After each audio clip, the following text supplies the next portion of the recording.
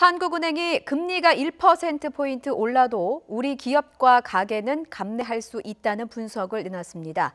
다만 금리가 오르면 그 부담이 저소득층 등 취약차주에 집중되는 것으로 나타났습니다. 박영진 기자가 보도합니다. 대출금리가 1%포인트 상승하면 빚을 낸 차주의 DSR, 즉 소득 대비 총부채 원리금 상환 비율은 평균 1.5%포인트 올라가는 것으로 나타났습니다.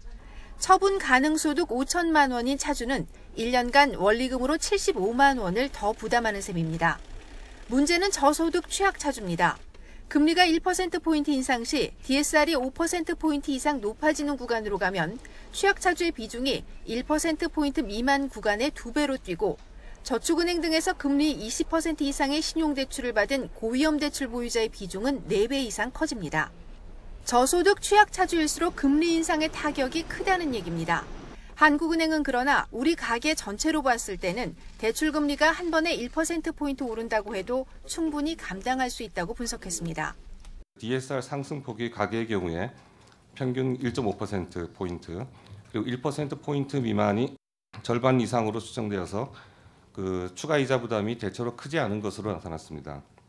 6년 5개월 만에 기준금리를 올린 한국은행이 추가 인상에 대한 자신감을 드러낸 것으로 풀이됩니다.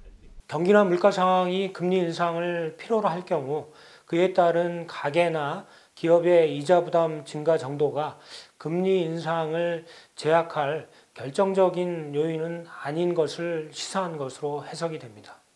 이번 미국의 금리 인상으로 한국과 미국의 금리는 다시 같아졌고 미국은 내년에도 3차례 추가 인상을 예고했습니다.